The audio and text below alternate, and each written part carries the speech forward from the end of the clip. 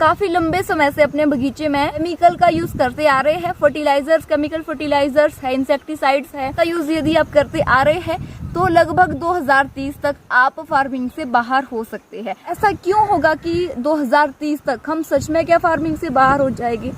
अगर वैसे होना तो नहीं चाहिए, लेकिन अगर हो गया तो सोचिए क्या होगा।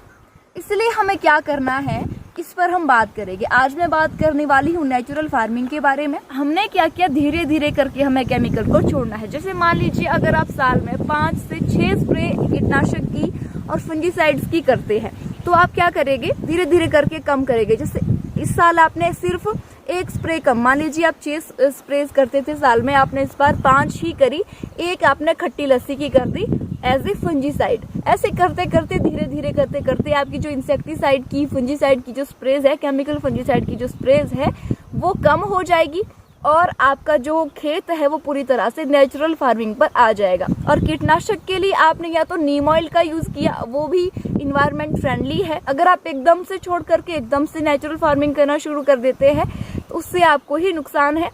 और जो बागवान सक्सेस नहीं रहते हैं नेचुरल फार्मिंग में, उसके पीछे का यही रीजन है।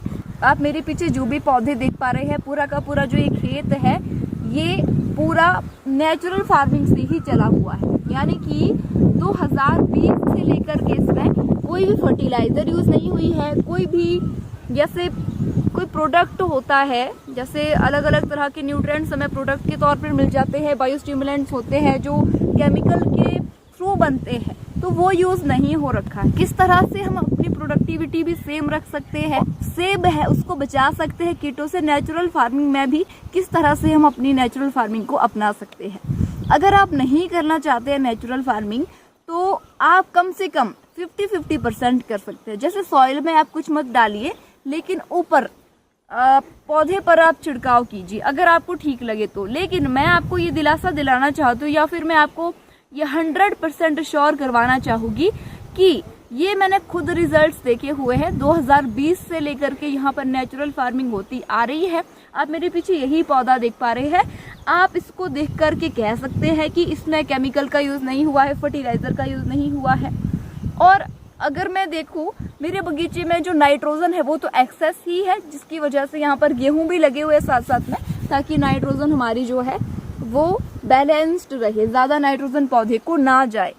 तो सीधा सा मतलब मेरा यही है कि आप नेचुरल फार्मिंग कर सकते हैं, क्योंकि खाद से क्या होता है, हमारे माइक्रोब्स मर जाते हैं और मिट्टी उपजाऊ तभी बनी रहती है अगर मिट्टी में माइक्रोब्स हो तो खाद से माइक्रोब्स मर जाएंगे। अगर आप कंटिन्यूली उसको ही यूज कर रहे हैं तो माइक्रोब्स नहीं बचेंगे, जिसकी वजह से आपकी जो आप चाहे कितनी भी खाद डाल दीजिए पौधा उसको नहीं ले पाएगा। प्रोडक्शन पर इससे भारी खतरा पड़ रहा है, प्रोडक्शन आपकी कम हो रही है, आपकी हेल्थ कम हो रही है, जिसकी वजह से जो सरकार है, गवर्नमेंट है, वो काफी सारे इंसेक्टिसाइड्स को बैन भी कर देती है, जो कि आपको अवेलेबल नहीं होते हैं, आप प्रमाणित नहीं होते हैं कि आप इसको अपने बगीचे में यूज कर सकते हैं।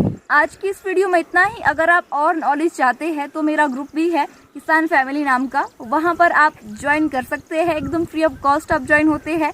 और वहाँ पर आपको एप्पल फार्मिंग से रिलेटेड, नेचुरल फार्मिंग से रिलेटेड जरूरी जो चीजें होती है, बेसिक चीजें आपको बताई जाती है वेबिनार्स के थ्रू, तो आप जरूर ज्वाइन कर सकते हैं।